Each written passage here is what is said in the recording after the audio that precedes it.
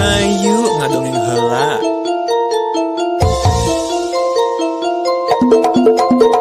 Jeng jeng. Kumaha kabarna sadayana daramang teu? Syukur-syukur atulah mun sehat-sehat bae mah. Abdi Halilintar rek lanjutkeun ieu carita si Sangkuriang. Kumaha atuh? Nasibna Sangkuriang teh pas geus diusir, manya sare di kebon peting-peting tiris ngabdeki di kahujanan deui. Kalem. Sakedeung deui abdi rek lanjutkeun carita Sangkuriang di ngadongeng heula. Kusabab nyeri hate, Sangkuriang teh tuluy pundung terus ini jauh ti imahna kabur ngajugjug ka tebeuh wetan. Mang tahun-tahun leuleuweungan nepikeun ka akhirna beras anjog ka nagara siluman. Di dinya Sangkuriang guguru elmu kasakten ka siluman nu wujudna siga oraya naga. Sangkuriang ngulik elmu tumbul muda. Jalma anu miboga eta elmu bakal bisa mereuhkeun sakumna jin jeung siluman. Sanggeus elmuna kataekan, Sangkuriang di jurungan sina init deui ngalalana ninggalkeun eta tempat. Dina hiji waktu manehna anjog deui ka nagara siluman nu di mana Sangkuriang belajar ilmu di dinya. Lantaran geus boga ilmu kasakten, Sangkuriang bisa ngelehkeun jin jeung siluman nu aya di eta nagara. Eta makhluk bangsa lelembut teh tuluy tunduk ka Sangkuriang anu miboga ilmu leuwih kuat.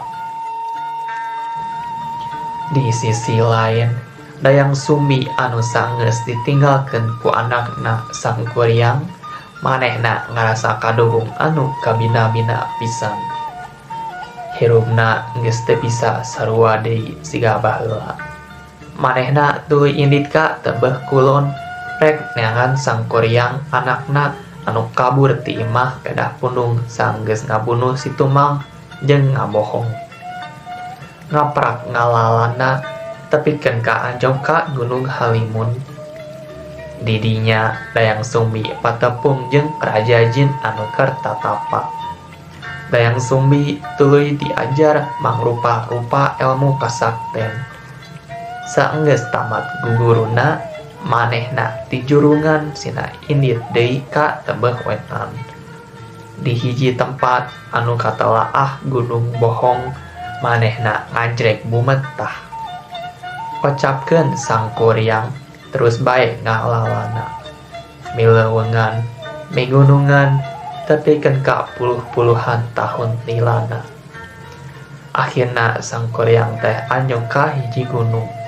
Manehna patepung jeung awewe anu kacida pisan geulisna.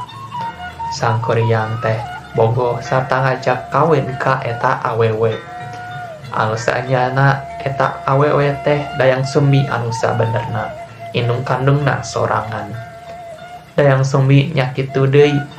Bubuhan geus papisah mangpuluh-puluh tahun, manehna kalinglap siga masih keneh muda. Jadi Sangkuriang teh tetep nekat hoyong kawin jeung awewe anu geulis eta teh.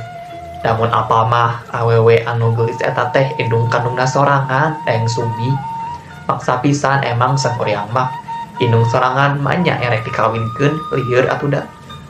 Tah terus kumaha atuh kanjutanana? Manya Dayang Sumbi satuju kawin jeung Sangkuriang. Tungguan kalanjutanana di ngadongeng heula. Abdi Halilintar pamit ngaundurkeun diri.